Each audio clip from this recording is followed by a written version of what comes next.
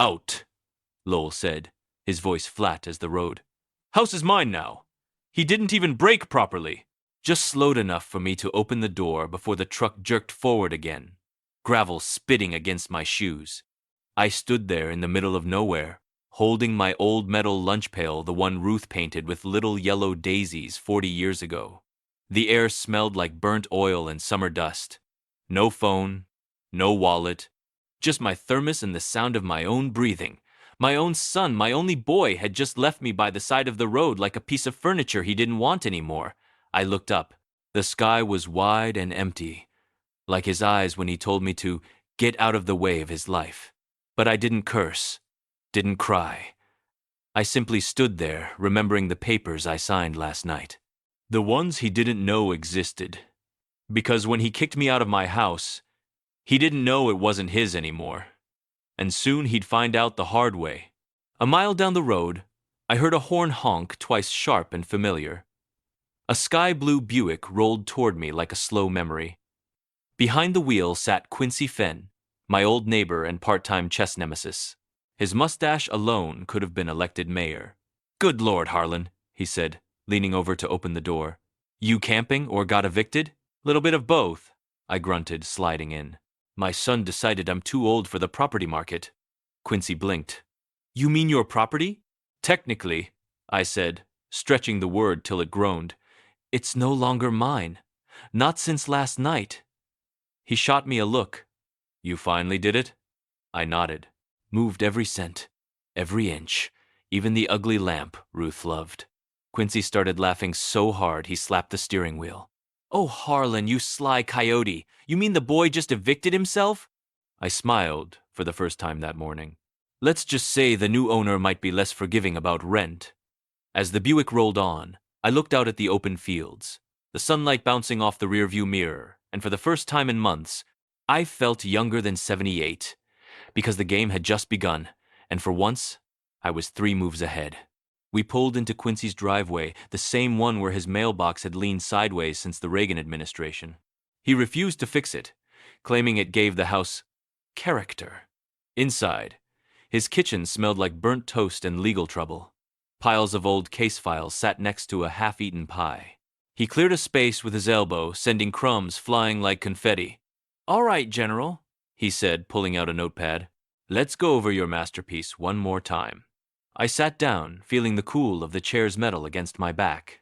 I transferred the house, the land, and the savings to the charitable trust. Remember the one Ruth started for the town's library fund? Of course. The same fund your son called a money pit for old ladies and broken chairs. I grinned. Exactly. I made that fund the new owner, which means when Lowell tries to sell, he'll have to convince the library board to sign. Quincy wheezed with laughter.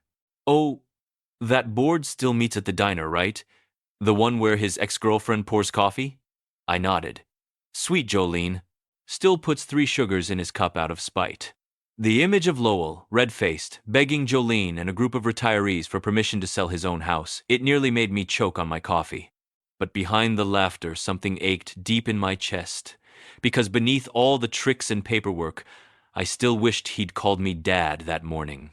That night, I slept in Quincy's guest room, or as he proudly called it, the Museum of Bad Decisions. The wallpaper had ducks wearing hats, and the bed creaked every time I blinked. But it was warm, and that was more than I had yesterday. I lay there staring at the ceiling, thinking of Ruth. She'd warned me once, said Lowell was a man who wanted shortcuts to everything, even love. I'd laughed then, said he'd grow out of it. Turns out he just grew into it. On the nightstand sat an old photo of Quincy and me fishing in '89. My hair had color then, and I was still the kind of man who believed family could fix itself. But family, I've learned, is like plumbing. You ignore one leak too long, you'll wake up floating. In the quiet, I found myself chuckling. I imagined Lowell walking into his house tomorrow, bragging to his wife about taking charge, only to find envelopes on the counter official, looking ones each stamped property of Ruth Pierce Literacy Fund. He'd probably think it was junk mail. He never did open anything that looked like responsibility. Still, behind the humor, I felt something else. Not revenge, not pride, maybe grief wearing a different coat. because all I ever wanted was to leave him something worth keeping. And instead, I left him a lesson. I woke to the sound of Quincy swearing at his toaster like it owed him rent. Damn it! Harlan! It burns one side and freezes the other! It's like living with Congress! He handed me a plate with something that looked like scrambled regret. Eat up. You'll need energy for what's coming. What's coming? I asked, taking a sip of his coffee, which, I swear, could have doubled as motor oil. He grinned. News travels fast in this town. Word is, your boy's already strutting around the hardware store, bragging about being a homeowner. I nearly spit out the coffee. Homeowner? The man's about to be a tenant of the public library. Quincy slapped the table. Lord, I wish I could see his face when he figures it out. You think we should record it? We could win America's funniest lawsuits. We laughed until the old clock above the stove chimed 9, the same time I used to drive Lowell to school, back when he'd sit quietly in the passenger seat, tracing raindrops on the window. Back when he still looked at me like I could fix things. Now, I was fixing something else entirely. Not out of anger, but because maybe, just maybe, it would teach him to value what can't be sold. Still, I couldn't resist one small mischief. I picked up Quincy's landline and dialed the town paper. Morning, Edna, I said sweetly. You might want to check the property records for 312 Maple Lane. Seems the new owner's got quite the story. Her chuckle on the other end told me tomorrow's headlines were going to taste better than this coffee. By noon, the entire town knew. Quincy's kitchen radio crackled as the host of Morning Gossip and Amp. Gospel announced it with church-like drama. Breaking news, the Pierce family home has been transferred to the Ruth Pierce Literacy Fund. Looks like the son's signature was missing on the last filing, and, well, that's a pickle, ain't it? Quincy nearly dropped his fork. They said your name on the radio. You're famous, old man. Infamous, I corrected, though a grin tugged at my lips. I can practically hear Lowell exploding from here. And right on cue, my phone rang. His number. I let it ring twice before answering. Dad, what the hell did you do? He barked. His voice cracked like a teenager's, which was poetic considering his maturity level. I just followed your advice, I said calmly. You told me to let go. So I let go of the house. You transferred it to a charity. You wouldn't. I would. I did. And technically, son, the library owns your lawnmower now. You might want to ask nicely before you trim the grass. I could hear his wife whispering something in the background, probably Googling how to undonate a house. He hung up with a noise somewhere between a growl and a sob. Quincy snorted so hard, milk came out his nose. Bless that boy, he said between laughs. He's the only man I know who could lose a house faster than he loses his temper. I smiled, but inside, the laughter dimmed. Because as much as he deserved this, it still hurt to be right about him. Still, the best lessons come with late fees. By afternoon, there was a thunderstorm brewing, not in the sky, but in Quincy's driveway. Lowell's shiny SUV screeched to a stop, and out stomped my son, red-faced and foaming like a cappuccino. Dad! He shouted, slamming the car door so hard it echoed off the mailbox. You can't do this! You can't just give away my inheritance! Your inheritance? I leaned against Quincy's porch rail. Son, you can't inherit what's still alive. He froze for a second, trying to process that like a bad math problem. That's our house! Mom would have wanted me to have it! Ruth, I said softly, wanted you to read, not repossess. Quincy, God bless him, popped his head out the door holding a plate of oatmeal cookies. Cookie champ? Lowell's glare could have melted steel. You think this is funny? Quincy shrugged. Little bit, especially since you parked on library property. That did it. Lowell's jaw dropped so fast, I thought I saw the ghost of common sense trying to escape. He stormed off toward his car, muttering things I hoped the angels were too busy to hear. Tires squealed, mud flew, and a piece of his bumper stayed behind like a donation. Quincy turned to me, munching on a cookie. You think he'll calm down? Eventually, I said, right after he realizes his car is still registered to the same address he doesn't own. Quincy snorted. Oh, that's poetic justice. Not yet, I murmured, staring at the road he'd just torn down. Poetic justice comes when he learns why I did it. That evening, After the storm and the shouting were gone, I sat alone in Quincy's porch swing. The wood creaked like it had its own memories. The air smelled of wet grass and lightning. In my pocket was an envelope I'd been carrying for years, the one Ruth had written before she passed. She'd told me not to open it until Lowell forgets what kindness means. I'd thought she was just being poetic. Turns out she was downright prophetic. I unfolded it carefully. Her handwriting danced across the page, still neat, still full of patience. Harlan, if you ever have to choose between saving what's yours and saving what's right, pick the second. A house can hold memories, but it can also hold a person prisoner. Set it free, and maybe he'll learn what home really means. I sat there, blinking away the sting behind my eyes. The swing moved on its own now, like Ruth was still pushing it from the other side. Quincy came out with 2 mugs of cocoa, the steam curling up like question marks. You okay, partner? Yeah, I said, smiling faintly. Just reading orders from the boss. He chuckled. She's still telling you what to do? Always, I said. But this time, I think she's right again. We sat in silence for a moment. The world was quiet, except for the croak of frogs and Quincy slurping too loud. Then he burped softly, looked embarrassed, and said, Well, I'd haunt me too if I'd married me. I laughed so hard I nearly spilled my cocoa. But beneath that laugh, something gentle bloomed the feeling Ruth might be proud. And tomorrow, I'd make sure Lowell learned why his mother's name was still on the deed. The next morning, Quincy was already at the kitchen table, dressed in his best Hawaiian shirt, the one that could blind a crow. He was buttering toast like a man preparing for battle. Morning sunshine, he said. Your boy's been busy. Town hall called. Apparently, he tried to file a complaint that the library stole his residence. The clerk laughed so hard she had to take a break. I chuckled, pouring coffee that smelled strong enough to take paint off a wall. You never did read the fine print. Quincy leaned back. So what's your next move, Professor Vengeance? Teaching moment, I said. He's coming here later to negotiate. I'll give him something worth keeping. At noon, Lowell showed up again, tie crooked, hair frazzled, and an expression somewhere between fury and panic. Dad, I'm serious, he began. You've made me a joke in this town. Do you have any idea how humiliating this is? I set my coffee down and looked at him quietly. Son, you did that all on your own. He frowned. What's that supposed to mean? It means you forgot the one thing Ruth always said. You can't own people, even if you think you own the house they live in. He rolled his eyes. I don't need another lecture. I need my house back.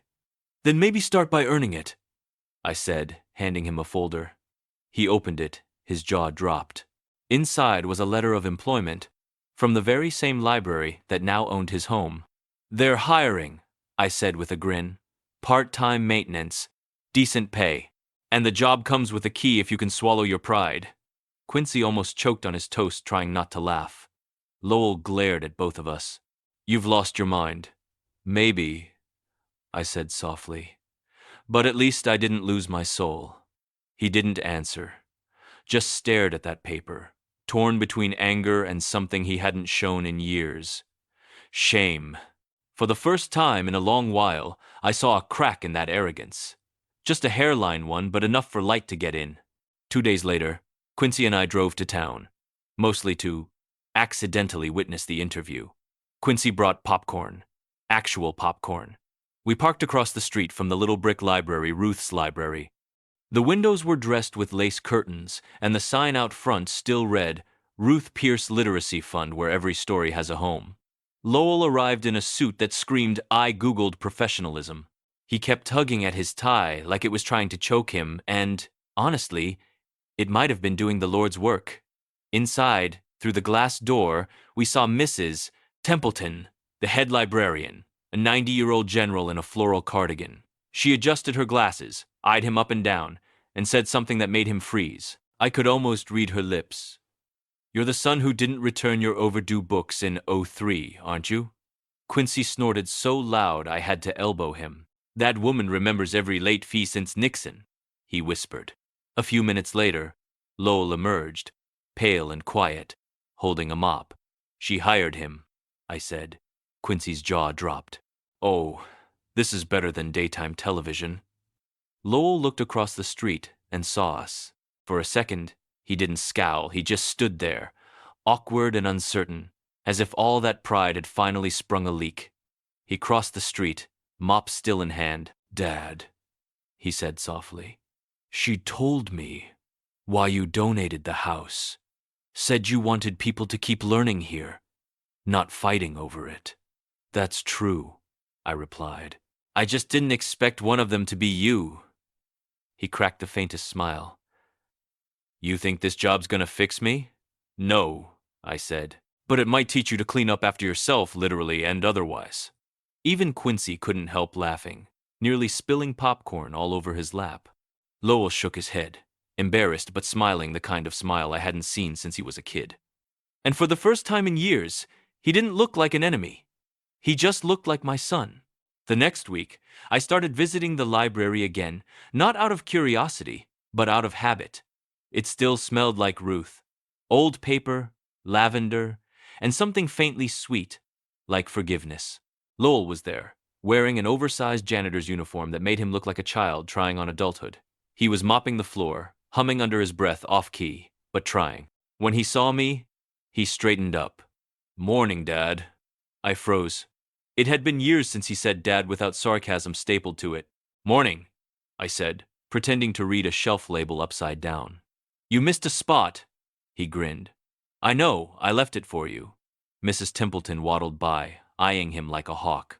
"Mr. Pierce, Jr.," she said sternly, "don't forget to dust the biography section.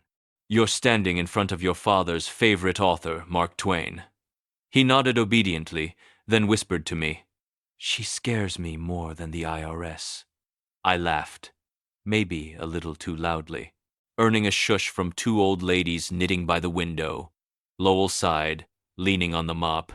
"You know, I used to think this library was just full of useless books, but now I kind of like it. It's quiet." "Quiet's underrated," I said. "It's where truth tends to speak up."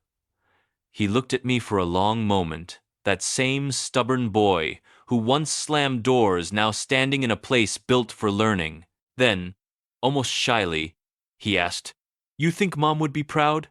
I smiled, pointing to the portrait of Ruth hanging above the main desk. "She already is. You're finally in her favorite chapter." Quincy, who'd snuck in just to watch, whispered from behind a newspaper, "If this turns into a hug, I'm charging admission." And yet, for once, I didn't mind being the show.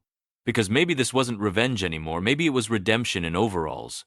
By the third week, Lowell had learned how to fix the squeaky door, alphabetize the children's section, and survive Mrs. Templeton's lectures on dust ethics.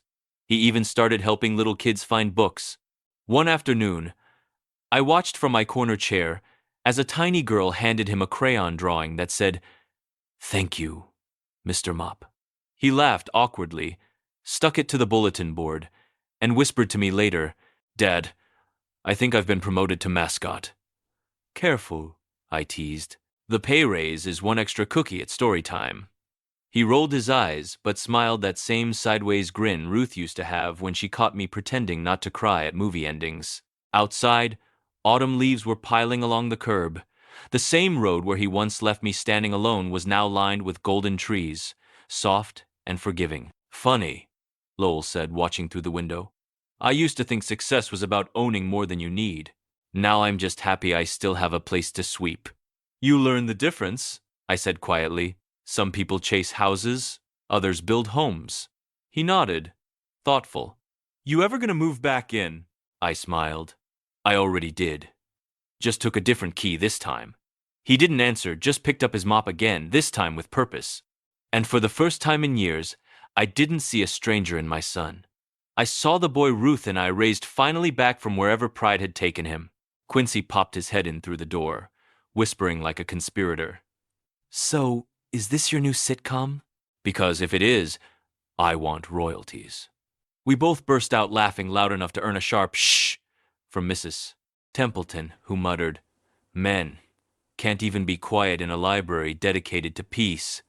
But peace, it turned out, was exactly what we'd found. A month later, The library hosted a dedication ceremony for the newly restored reading hall funded, fittingly, by Ruth's old trust. The mayor showed up, wearing a suit 2 sizes too hopeful, and reporters took photos like it was the Oscars for people who still use bookmarks. I sat in the front row, clutching my cane like a trophy, while Lowell set up chairs and guided guests with a politeness I didn't even recognize. Every "yes ma'am" and "right this way" sounded like music I hadn't heard since his childhood. When Mrs. Templeton introduced me to speak, I almost refused. Public talking isn't my thing. But then I saw Ruth's portrait above the shelves, smiling in that way that said, "Don't mess this up, Harlan." I cleared my throat. My wife started this fund because she believed stories could save people. I used to think she meant fairy tales. Turns out, she meant the ones we live through. People clapped softly. Lowell looked down, embarrassed but proud. I could tell he was holding his breath to keep from crying. When the ribbon was cut, the crowd moved toward the new hall. I lagged behind, just watching my son hold the scissors, the very same boy who once told me, "Out, the house is mine." Now he was unlocking doors instead of closing them. As we stood side by side, Quincy elbowed me. "You know," he whispered, "this might be the first time I've seen you two in the same building without property damage." I laughed so hard my glasses fogged. "Don't jinx it, Quincy. The day's still young." Lowell chuckled too, shaking his head. "You two are impossible." "For once," I said, "I'm fine with that." And when he rested his hand gently, awkwardly on my shoulder, I realized something simple and strange. Forgiveness doesn't arrive like lightning. It sneaks in quietly, like sunlight through a library window. A few weeks later, I found Lowell waiting for me outside the library. He wasn't in his janitor's uniform this time, just jeans, a flannel shirt, and a nervous smile that didn't quite know where to land. "Dad," he said, holding something small in his palm, "I wanted to give you this." It was a key, rusty, old-fashioned, the kind Ruth had loved, the kind that looked like it belonged in a fairy tale or a memory. "I found it in the storage closet," he said. "Mrs. Templeton said it used to open the front door before they changed the locks. I wanted you to have it. You built this place long before I knew what it meant." I took the key carefully, feeling its cool weight in my hand. "Son," I said softly, "this isn't just a door key. This is proof you finally stopped trying to own things and started to understand them." He smiled, a little shy. "Guess that makes me late to the lesson." "Late," I said, slipping the key into my pocket, "is better than never showing up." We sat together on the steps, watching kids run in and out of the library, their laughter echoing through the brick hallways. Lowell rubbed the back of his neck. "You know, I used to think you gave the house away to punish me." "Maybe I did for 5 minutes," I admitted with a chuckle. "But after that, I realized I just wanted to give you a home that couldn't be measured in square feet." He laughed quietly. "You and Mom always talk in riddles. You know that? That's because we never had the patience to explain simple things to stubborn people." He nudged me playfully. "Guess I had it coming." "Guess you did," I said, smiling. Then Quincy pulled up in his Buick, honking like a circus act. "You two hugging again? Lord help us, I can't handle this many emotions before lunch," Lowell groaned. "Is he ever serious?" "Only during breakfast," I said. "After that, he's mostly cholesterol and opinions." We all laughed the kind of laugh that heals something you didn't even know was broken, and for the first time in a long while, the silence between father and son didn't feel like distance. It felt like peace catching its breath. Winter came softly that year. The library glowed every evening like a lantern in the snow, and I often found myself standing outside, watching the light spill through the windows, the same windows Ruth had chosen 40 years ago. Inside, Lowell would still be working late. Sometimes helping kids with homework, sometimes fixing a shelf, sometimes just sitting at the front desk, reading quietly. I never disturbed him. I didn't need to. One night, as I was about to leave, he spotted me through the glass and waved. Then he walked outside, breath fogging in the cold, and handed me a cup of cocoa. "Mom used to make it like this," he said. "Too sweet." I took a sip. It was awful. Perfectly awful. "You remembered," I said. He grinned. "You think I'd forget?" I might have forgotten birthdays, holidays, and decency for a while, but not that. We stood there in silence, the world hushed under snow, and for the first time, neither of us needed to fill it with words. After a while, Lowell spoke again. You know, Dad, I used to think you got even with me. Now I see you just gave me another chance. I smiled, staring up at the library sign, the Ruth Pierce Literacy Fund. Your mother always said revenge was just another word for correction. I guess she was right. He chuckled. She usually was. Always was, I corrected. He looked at me then. Really looked not like a man who'd lost something, but like a son who'd finally found his way home. And in that quiet, snowy street, I realized the truth.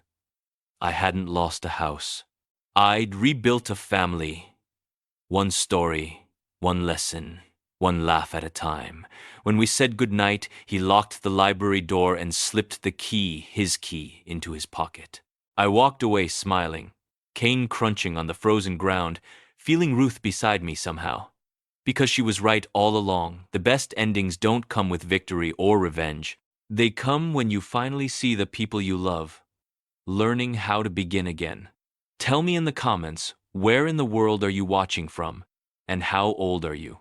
And if this story touched your heart, don't forget to subscribe.